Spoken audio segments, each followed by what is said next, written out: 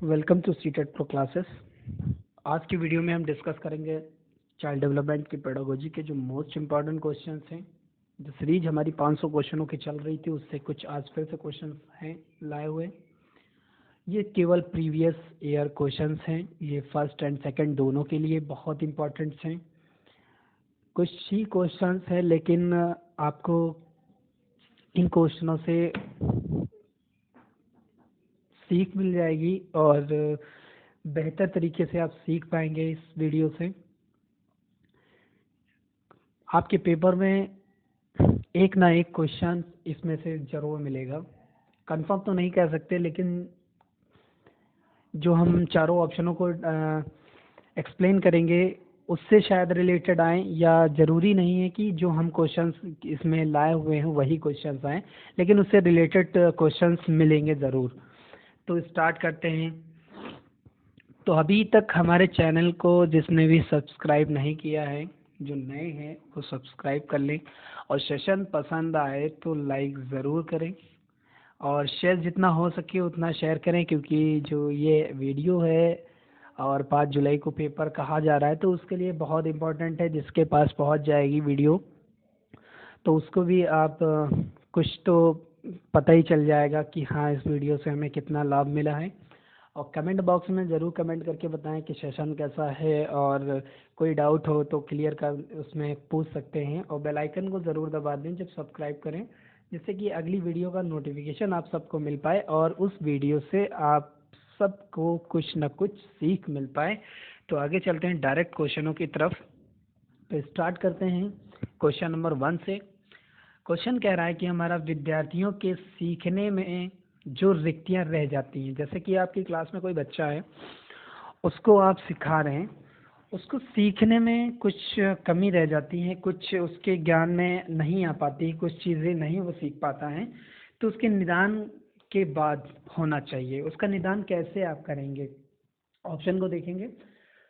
सघन अभ्यास कराएंगे, मतलब बहुत ज़्यादा अभ्यास कराएंगे।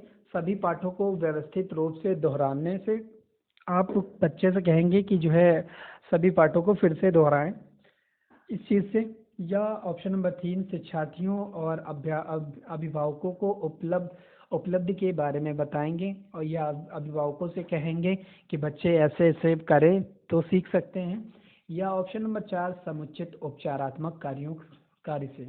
तो इसका राइट आंसर क्या होगा? थोड़ा सा सोचने पे विचार करें और इसका आंसर करने की कोशिश करें, जो कमेंट बॉक्स में आप बता सकते हैं इसका आंसर। तो इसका राइट आंसर हमारा जो है ऑप्शन नंबर 4 है, समुचित उपचारात्मक कार्य।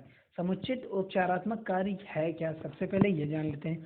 जैसे कि बच्चे कोई सीखने में जो रिक्तियां रह जाती हैं, उसके निदान के बाद समुचित उपचारात्मक कार्य होना चाहिए।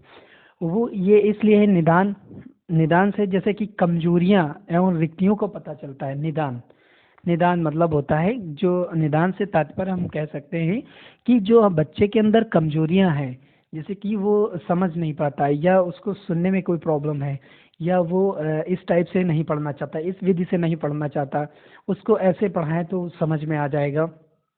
तो जो ये रिक्तियां हैं, मतलब ये जो कमजोरियां उसके अंदर हैं, उसका पता चल जाता है कि बच्चा कैसे पढ़ना चाहता है। तो उसके बाद हम क्या करेंगे, जब बच्चा को पता चल जाएगा कैसे पढ़ना चाहता है, फिर निदान होने के बाद, जैसे कि उसका निदान होने के बाद, उसकी जानकारी या कमजोरी पता लगने के बाद, शिक्षक जो है विद्यार्थियों को फिर से पढ़ाते हैं। मतलब आप क्या करेंगे, उसकी कमजोरी का पता लग गया और आप विद्यार्थी को फिर से पढ़ाएंगे, ताकि वो जो जो सीखने में जो रिक्तियां हैं उनको दूर किया जा सके। इसे ही हम उपचारात्मक कार्य कहते हैं। अब शायद आई होप आप समझ रहे होंगे कि हम क्या समझाना चाह रहे हैं, और आपको बेहतर तरीके से समझाने की पूरी कोशिश की है। तो इसका राइट आंसर हमारा क्या होगा? समुचित उपचारात्मक कार्य।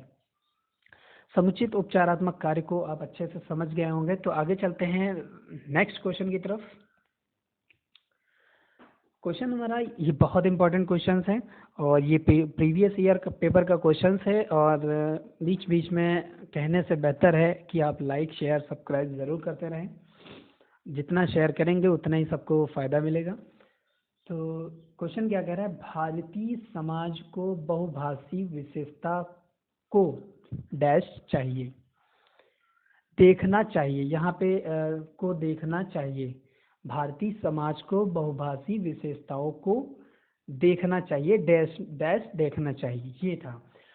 तो ऑप्शन क्या है, विद्यालयी जीवन को समृद्ध बनाने का संसाधन के रूप में, जो आपके जैसे बहुभाषी, बहुभाषी क्या हो गई, जैसे कि अब आप जहाँ पे रहते हैं, मान के चलो आप एक गांव में रहते हैं या एक कस्बे में रहते हैं, तो वहाँ की एक अलग बोली है, वहाँ थोड़ा सा अलग बोली है, और गांव की थोड़ा सा अलग बोली है, और फिर थोड़ा सा आगे 10 किलोमीटर आप आगे जाएंगे, वहाँ की थोड़ा सा अलग बोली है। मतलब जगह जगह की थोड़ी थोड़ी दूर पे जो बोलियां हैं बहुत सारी अलग अलग तरीके से हैं। फिर अब क्या है, उस स्कूल आपका एक है, तो आपको जो बहुभाषी भाषाएं हो जाएंगी, तो एक में मिल जाएंगी, आप उसकी भाषा उसकी भाषा उसकी भाषा उसकी भाषा सबकी भाषा सीखने को मिलेंगी उसमें। ये बात आ गई स्कूल की तरफ से। तो विद्यालय जीवन को समृद्ध बनाने के संसाधन के रूप में क्या ऑप्शन ये हो सकता है, क्या विद्यार्थियों को सीखने के लिए अभिप्रेरित करने करने है तो शिक्षक योग्यता की चुनौती के रूप में। क्या जो बहुभाषी विशेषताएं होती हैं तो शिक्षक योग्यता की चुनौती के रूप में होती है, या शिक्षार्थियों के लिए, जो बच्चे हैं उनकी विद्यालय जीवन में एक जटिल अनुभव रूप में बनाने के लिए एक कारक के रूप में होती हैं। मतलब उनके एक जटिल रूप की बात आ जाती है, या शिक्षण अधिगमन प्रक्रिया में बाधा के रूप में होती है। जैसे अब बहुभाषी हैं, बच्चा बहुभाषी है, आप मतलब थोड़ा सा गांव से हैं या हम शहर से, या आप शहर से हम गांव से, ठीक है, तो उसमें क्या मेरी और आपकी लैंग्वेज पढ़ने में बाधा डालती है? नहीं। या एक जटिल अनुभव होती है? नहीं। दो ऑप्शन तो कट गए पहले से ही। तो अब इसका राइट आंसर क्या होगा? ऑप्शन नंबर 1 है इसका राइट आंसर। विद्यालय जीवन को समृद्ध बनाने के संसाधन के रूप में भी प्रयोग किया जा सकता है। जैसे कि आप ऑप्शन नंबर 1 इसका राइट आंसर है, समृद्ध, विद्यालय जीवन को समृद्ध बनाने का, अच्छा, बेहतर कि सभी जो भाषाएं हैं, जैसे इनका लाभ यह होगा कि कक्षा में ही भारत की विविधता के प्रदर्शन किए जा सकें। मतलब जैसे इसमें ये कहा गया है कि जैसे भारत की कई भाषाएं ऐसी हैं जो जगह जगह पे हैं, तो उसकी अच्छी सी विविधता, मतलब प्रदर्शन किया जा सके, दर्शन किया जा सके। तो और एक चीज़ ये है कि बहुभाषिकता जो परिचय, जैसे बहुभाषिकता है, या जैसे भाषाएं बोलियां हैं, बहुत सी सारी बोलियां हैं, वो एक शिक्षार्थी को सीखना चाहिए कि उस इससे ही समृद्ध होता है, इससे ही ज्ञान बढ़ता है। जब किसी और भाषा वाले बच्चे के साथ बैठेगा तो दोनों भाषाओं का ज्ञान उसको हो जाएगा, वही बहुभाषी कहलाएगा। तो इसका राइट आंसर ऑप्शन नंबर 1 है। तो आगे चलते हैं नेक्स्ट क्वेश्चन की तरफ। क्वेश्चन नंबर 3 हमारा क्या कह रहा है, निम्नलिखित में से कौन सा रचनात्मक आकलन के लिए उचित उपकरण नहीं है? तो सबसे पहले ये देख लेंगे कि उचित उपकरण नहीं है, नहीं पूछा, मतलब इसमें 3 चीजें हैं और एक चीज नहीं है। ऑप्शन देखेंगे, मौखिक प्रश्न, ऑप्शन नंबर 2 सत्र परीक्षा, या ऑप्शन नंबर 3 प्रश्नोत्तरी और खेल, या ऑप्शन नंबर 4 दंत कार्य। तो सबसे पहले क्वेश्चन को सही से पढ़ेंगे, उसी के हिसाब से आपका आंसर जस्ट निकल आएगा तुरंत। निम्नलिखित में से कौन सा रचनात्मक, जिसमें रचना की जाए, जिसमें लिखा जाए, जिसमें कुछ बनाया जाए, जिसमें हम कुछ क्रियाकलाप कर सकें। तो सत्र परीक्षा में, जैसे साल में एक परीक्षा होती है, उसमें हम लिखते हैं, तो उसमें कुछ रचना हो गई, ठीक। और प्रश्नोत्तरी और खेल, इसमें भी एक टाइप से रचना हो गई कि हम बच्चा खेल रहा है, तो अब भाई खेलने में रचना ही तो होगी कि बच्चा यहाँ से वहाँ, यहाँ से वहाँ, तो एक टाइप से वो खेल का एक रचना बन गई। और तो दंतकार जो है, ये भी एक टाइप से रचना हो गई।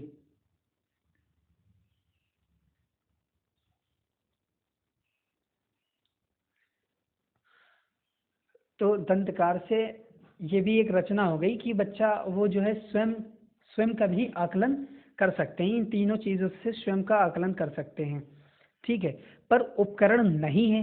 भाई जैसे कि आप ये सोच रहे हैं कि अब इसमें मौखिक में आपसे केवल कोई क्वेश्चन पूछ ले, ऑप्शन नंबर 1 इसका राइट आंसर है, ठीक है। लेकिन अब इसमें हम इसको एक्सप्लेन कर देते हैं कि मौखिक जो प्रश्न है, मौखिक प्रश्न आपसे पूछा गया 2 और 2 कितना होता है, तो आपने क्या कहा 4 होता है। तो 4 में इसमें कौन सी रचना हो गई, कोई रचनात्मक आकलन नहीं हुआ, इसमें कोई लिखावट नहीं हुई, कोई बनावट नहीं हुई, ये केवल मुंह से बोल देना हुआ, मौखिक हो गया आपका। तो इसमें हमारा क्वेश्चन क्या कह रहा था, रचनात्मक आकलन के लिए उचित उपकरण नहीं है। भाई रचनात्मक तो हो ही नहीं सकता मौखिक प्रश्न, तो यही इसका राइट आंसर है। तो आगे चलते हैं नेक्स्ट क्वेश्चन की तरफ। शिक्षार्थियों को डैश डैश के लिए प्रोत्साहित नहीं करना चाहिए, मतलब किस चीज के लिए प्रोत्साहित नहीं करना चाहिए। ऑप्शन देखते हैं, समूह कार्य में दूसरे शिक्षार्थियों के साथ सक्रिय रूप से अंतःक्रिया करने, या अधिक से अधिक पाठ्य सामग्री क्रियाओं में हिस्सा लेने से, या शिक्षक जो पूछ सकते हैं उन सभी प्रश्नों के उत्तर याद करने में, कक्षा के अंदर और बाहर अधिक से अधिक प्रश्न पूछने से। शिक्षार्थियों को डैश के लिए प्रोत्साहित नहीं करना चाहिए, डैश के लिए प्रोत्साहित नहीं करना चाहिए। तो हम ऑप्शन क्या कह रहे हैं कि कक्षा के अंदर बाहर अधिक से अधिक प्रश्न पूछने से। तो इससे तो बच्चा प्रोत्साहित होगा कि बच्चा कक्षा के अंदर भी पूछ रहा है और कक्षा के बाहर भी पूछ रहा है प्रश्न। केवल इसमें जो ऑप्शन नहीं होगा वो ऑप्शन नंबर 3, हमको रटने पर बल नहीं देना है। सबसे पहली बात तो ये ध्यान रखनी है कि जो रटने पे बल नहीं देना है, एनसीएफ हमारी ये नहीं कहती कि बच्चे को रटाना है, सिर्फ बच्चे को समझाने के लिए ही और उसकी जो चिंतन विवेचना और जैसे उसको तर्क करने के लिए, सोचने पे विचारने के लिए हमें प्रोत्साहित करना है। तो केवल शिक्षक जो पूछ सकते हैं, जैसे आपको क्वेश्चन इसमें 4-5 हैं, 4-5 क्वेश्चन टीचर पूछ सकता है, हम खाली उसके उत्तर याद करने के लिए, बस ऐसा कुछ नहीं करना है। समूह कार्य में दूसरे शिक्षार्थियों के साथ सक्रिय रूप से अंतःक्रिया करने के लिए, ये राइट आंसर है इसका। और अधिक से अधिक पाठ्य सामग्री क्रियाओं में हिस्सा लेने के लिए, ये भी राइट है। कक्षा के अंदर और बाहर अधिक से अधिक प्रश्न पूछने से, ये जो हमारे तीनों इसके ऑप्शंस दिए गए हैं ये सही हैं, मतलब प्रोत्साहित करता है या करना चाहिए, ये तीनों चीज़ प्रोत्साहित करते हैं। पर एक चीज़ नहीं प्रोत्साहित करती है, वो कौन सी है, ऑप्शन नंबर 3 इसका राइट आंसर होगा, जो इसमें क्वेश्चन के हिसाब से पूछा गया हुआ है कि नहीं करता है। तो नहीं किससे करेगा, शिक्षक को पूछ सकते हैं उन सभी प्रश्नों के या उत्तर याद करने से, केवल जो क्वेश्चन है उसके उत्तर याद कर लें, बस उससे काम चल जाएगा। तो ये होने वाला नहीं है। तो आगे चलते हैं नेक्स्ट क्वेश्चन की तरफ। क्वेश्चन बहुत इंपॉर्टेंट है, ये क्वेश्चन प्रीवियस ईयर पेपर का है। तो अभी तक जिसने भी लाइक सब्सक्राइब नहीं किया वो सब्सक्राइब कर लें, और शेयर जितना हो सके आप सब लोग शेयर करते रहें। वीडियो ना पसंद आए फिर भी आप कमेंट बॉक्स में कमेंट जरूर बताएं, और डिसलाइक का उसमें ऑप्शंस होता है, एक लाइक का होता है एक डिसलाइक का होता है, तो डिसलाइक भी कर दें जो सेशन पसंद ना आ रहा हो, जो आपको समझ में ना आ रही हो वीडियो, क्योंकि इसीलिए उस डिसलाइक का ऑप्शन दिया गया होता है। तो सृजनात्मक उत्तरों के लिए आवश्यक है। सृजनात्मक मतलब सजाना, विचार करना, सोचना, तर्क करना, ये आ गया हमारा सृजनात्मक उत्तरों के लिए आवश्यक है। क्या आवश्यक है, विषय वस्तु आधारित प्रश्न केवल ये होना चाहिए, या मुक्त उत्तर वाले प्रश्न ये होना चाहिए, या एक अत्यंत अनुशासित कक्षा यह होना चाहिए, या प्रत्यक्ष शिक्षण एवं प्रत्यक्ष प्रश्न ये होना चाहिए। इसका राइट आंसर करने के लिए कमेंट बॉक्स में आप कमेंट करके बता सकते हैं और पूछ भी सकते हैं। तो इसका राइट आंसर हमारा हम खुद ही बता दे रहे हैं, ऑप्शन नंबर 2 इसका राइट आंसर है। मुक्त उत्तर वाले प्रश्न, मुक्त उत्तर वाले प्रश्न क्या होते हैं, ओपन एंडेड क्वेश्चंस, इनको इंग्लिश में कहते हैं ओपन एंडेड क्वेश्चंस। तो ओपन एंडेड क्वेश्चंस वो होते हैं जो आप अपनी तर्क से, चिंतन से, सोच के आप अपने ही शब्दों में व्यक्त कर सकें। जैसे आपसे क्वेश्चन पूछा जाता है कि मान के चलो कोई एक निबंध आपसे पूछ लिया जाए कि इस चीज़ पर गाय पे निबंध लिखो, या विद्यालय पे निबंध लिखो, या अपने दोस्त पे निबंध लिखो, या अपने अच्छे टीचर पे निबंध लिखो। तो निबंध में क्या करते हो कि ऐसा होता है कि आप अपने जैसे अपने विचार व्यक्त करते हैं, अपने विचार व्यक्त करते हैं अपने शब्दों में, उसे ही मुक्त उत्तर वाले प्रश्न कहते हैं, जिससे हमारा सृजनात्मक उत्तरों के लिए आवश्यक है। भाई अब जरूरी तो नहीं किताबी बातें वही या वही लिखें, टाइम मतलब जैसे लाइन टू लाइन लिखें, जैसे क्वेश्चन पूछा जाए वन लाइनर तो पूछ नहीं रहा है कि जैसे एग्जैक्ट क्वेश्चन का हो जाता है कि दो दो कितना हुआ तो वो 4 हो गए, तो ये एग्जैक्ट हो गया इसका। पर आपसे कोई एक्सप्लेनेशन या व्याख्यान पूछे या सृजनात्मक उत्तरों की उत्तर पूछे, तो आपको अपने विचारों से व्यक्त करना होता है, और इससे ही ये पता चलता है कि बच्चे के अंदर कितना पाठ समझ में आया, कितना समझ में उसके आ रहा है, कितना वो सोच सकता है मुक्त उत्तरों वाले प्रश्नों से। तो इसका राइट आंसर ऑप्शन नंबर 2 है। तो आगे चलते हैं नेक्स्ट क्वेश्चन की तरफ। क्वेश्चन कह रहा है कि प्रत्येक शिक्षार्थी स्वयं में विशिष्ट है। भाई बिल्कुल होता है स्वयं में विशिष्ट प्रत्येक शिक्षार्थी, उससे ज़्यादा कोई खूबसूरत भी नहीं होता है, उससे ज़्यादा कोई बेहतर भी नहीं होता है, क्योंकि अपने आप में सब अच्छे होते हैं। इसका अर्थ है कि शिक्षार्थियों में ना तो कोई समान विशेषता होती है और ना ही उनके लक्ष्य समान होते हैं। लक्ष्य समान हो सकते हैं, जैसे कि हमें इंटर पास करना है, या ग्रेजुएशन पास करना है, या डीएलएड पास करना है, या बीएड पास करना है, हमें टीटी की नौकरी या मतलब या टीचिंग की नौकरी करना है, मुझे एक लक्ष्य तो है। पर इसकी ये तो ऑप्शन हो जाएगा गलत पहले से ही, क्योंकि लक्ष्य समान हो सकता है पर विद्यार्थी में ना तो कोई समान विशेषता होती है। हो सकती है भाई विशेषता उसको भी चावल पसंद हो खाने में, या उसको कुछ और अच्छी चीज़ें पसंद हो कि अगले बंदे को पसंद हो, ज़रूरी हो सकता है ऐसा। सभी शिक्षार्थियों के लिए एक समान पाठचर्या संभव नहीं है, बिल्कुल संभव है नहीं है, ये भी गलत है। इसका ऑप्शन संभव है, क्योंकि एनसीएफ ने एक ही तो पाठचर्या बनाई है कि उसके उससे अलग तो नहीं बनाई है कि उसको नहीं प्रत्येक विद्यार्थी की अलग अलग बनाएगा तो एनसीएफ क्या क्या करेगा, उस केवल एक ही बच्चे को अलग अलग कैसे बना पाएगा। मतलब उसने एक कैटेगरी बना दी है कि समावेशी कक्षा ये रहेंगी, उसमें भी ये बच्चे रहेंगे, और ये उच्च विद्यालय वाले रहेंगे, ये निम्न विद्यालय वाले रहेंगे, ये थोड़ा स्पेशल विद्यालय वाले रहेंगे, जो जिनको ज़्यादा ज़रूरी है तो वो उसमें जा सकते हैं। मतलब एक पाठचर्या उसने भी बना रखी है कि इसके थ्रू स्टेप बाय स्टेप ही आगे हम बढ़ सकते हैं। तो इसका राइट आंसर ये भी नहीं हो सकता। तो ऑप्शन नंबर 3 देखते हैं। एक विषम रूपी कक्षा में शिक्षार्थियों की क्षमता को विकसित करना असंभव है। बिल्कुल करना संभव है, ये गलत। इसका ऑप्शन 3 भी गलत है। एक विषम रूपी कक्षा में शिक्षार्थियों की क्षमताओं को विकसित करना असंभव है। कोई भी हो करना संभव है, विषम क्षमताओं का विकास करना संभव है, ये गलत है।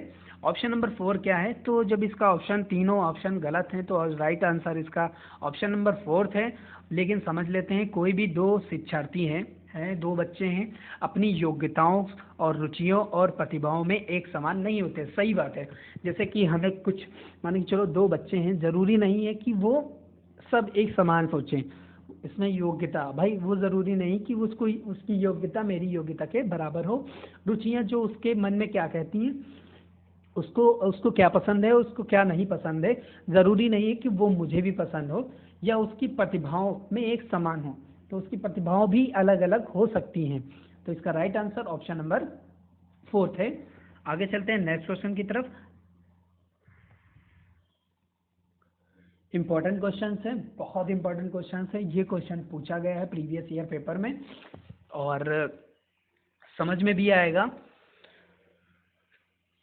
कृष्णा अपनी कक्षा को क्षेत्र भ्रमण पर ले जाती है। कृष्णा जो है एक लड़की है, टीचर है, अपनी कक्षा को क्षेत्र बच्चों को भ्रमण पर ले जाती है। मान के चलो यहाँ से आप टीचर हैं, आपने क्या किया, अपनी कक्षा को ताजमहल दिखाने के लिए ले जाते हैं और वापस आने पर अपने विद्यार्थियों के साथ भ्रमण पर चर्चा करने की और संकेत करते हैं। आपने क्या किया, अपने बच्चों को अपनी क्लास के बच्चों को ताजमहल ले जाने के लिए ले गए और जब वापस आए तो उसी जो भ्रमण किया है उस पर चर्चा करते हो और संकेत करता है, मतलब किस चीज़ पे संकेत करता है। ऑप्शन देखेंगे कि सीखने के लिए आकलन हुआ है, या आकलन के लिए सीखा गया है, या आकलन का खिलौना, या सीखने का आकलन। तो इसका राइट आंसर हमारा क्या होगा? जैसे कि आप बच्चे को ताजमहल ले गए तो उसको पहले क्या किया होगा, आपने ताजमहल के बारे में बताया तो होगा कक्षा में कि हम ताजमहल जा रहे हैं। अब उस पे ताजमहल आप गए, उसके बाद जब ताजमहल से आ रहे हैं, अब उस चीज़ों से पूछा कि आपको क्या सीखा, मतलब क्या देखा, क्या नहीं देखा, उसमें क्या समझ में आया। तो उसमें क्या हुआ, जब आपने सीखा था उसका आकलन हुआ कि मान के चलो यहाँ पे ताजमहल में नीचे कबर बनी हुई है, ऊपर ऐसे इसका डमी टाइप का है, नीचे कबर है और आसपास में बहुत सी ऐसी दीवारें हैं, पीछे यमुना नदी है, मतलब ऐसी चीज़ें। तो उसको पहले बताया, फिर क्या हुआ, जब उसको ले गए, आप ले गए, उसने देखा, तो उसको क्या हुआ, उसका आकलन हो गया। मतलब आपने पहले बताया तो वो बच्चे ने सीखा, फिर जब वहां पे आप ले गए तो उसका आकलन हो गया कि वो राइट हो गया, उसने समझ गया, उसको पता चल गया। तो इसका राइट आंसर ऑप्शन नंबर 1 है। आई होप आपको समझ में जरूर आया होगा। वीडियो को ना समझ में आया हो तो एक बार फिर से कोशिश करते हैं समझाने के लिए कि आप अपने बच्चे को ले गए। पहले तो जैसे कक्षा में बताया जाता है कि ताजमहल है, लाल किला है, या कोई ऐसी चीज़ जो पॉपुलर चीज़ होती है, आप उसके बारे में बताते हैं बच्चों को। फिर क्या करते हैं कि आप उसको वहाँ ले जाते हैं, ले गए, फिर आपने तो पहले उसको समझा दिया, फोटो चित्र वगैरह में बच्चों को दिखा के बता दिया कि हाँ ये चीज़ें, इसको ताजमहल कहते हैं, इसको लाल किला कहते हैं, या इसको ये चीज़ कहते हैं, इसको ये कहते हैं। ठीक है, तो आप जब वो चीज़ें पता चल गई उसको, अब फिर आपने उसको एज अ पूरे प्रूफ के साथ उसको दिखा दिया। मतलब आप उसको ले गए, उसको पूरा दिखाया, घुमाया, उसको बताया वहाँ पे भी, तो उसके जो उसने जो सीखा था उसका पूरा आकलन हो गया, उसको पूरी जहन में भर गया, उसको याद हो गया, उसको समझ में आ गया। तो आई होप आपको समझ में ज़रूर आया होगा ये क्वेश्चंस, और ये क्वेश्चंस पूछे ज़रूर जाते हैं, ये क्वेश्चंस पूछा भी गया था इससे पहले वाले पेपर में। तो आगे चलते हैं नेक्स्ट क्वेश्चन की तरफ। इम्पोर्टेंट क्वेश्चन है।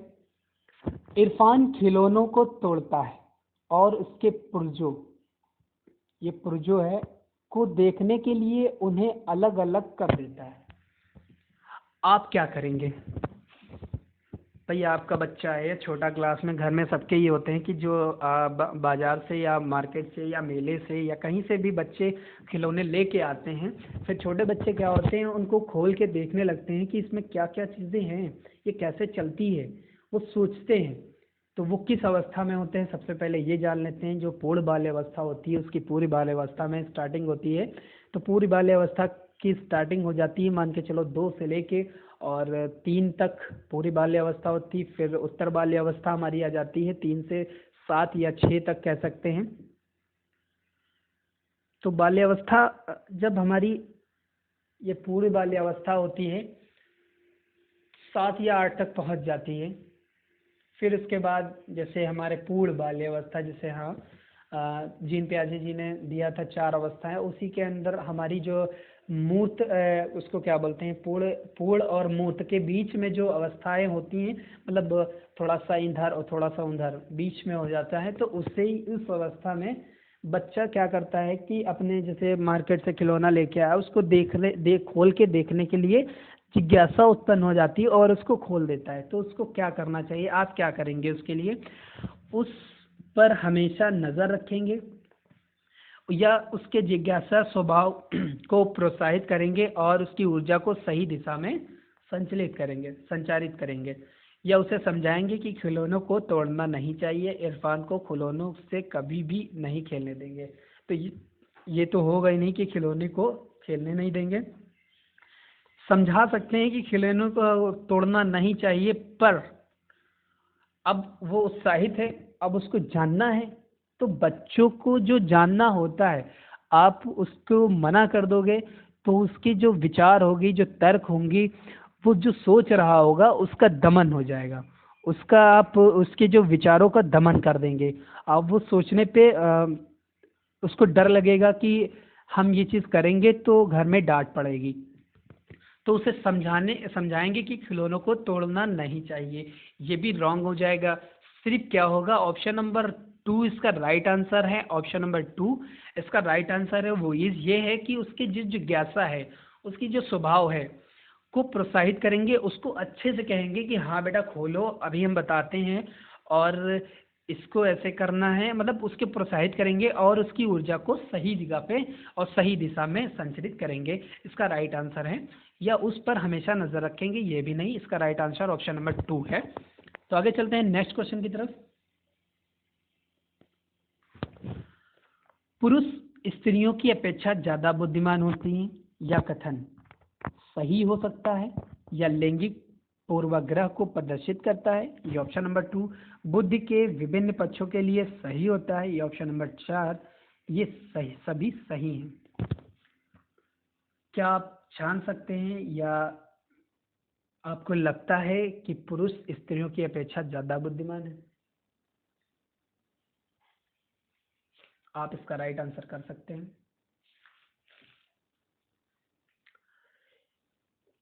ऑप्शन नंबर इसका 2 इसका राइट आंसर है। लैंगिक पूर्वाग्रह को प्रदर्शित करता है। तो लैंगिक पूर्वाग्रह को प्रदर्शित करता है।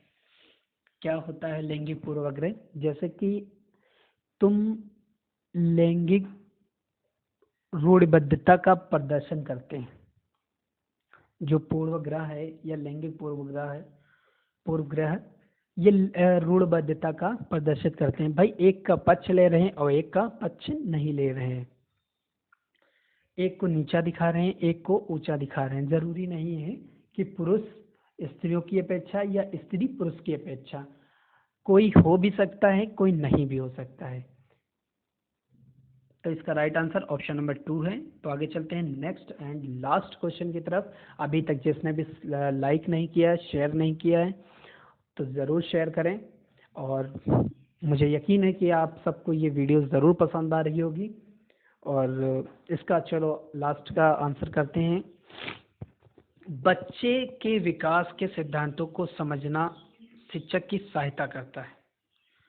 जब बच्चे के विकास को सिद्धांतों को समझना शिक्षक की सहायता करता है।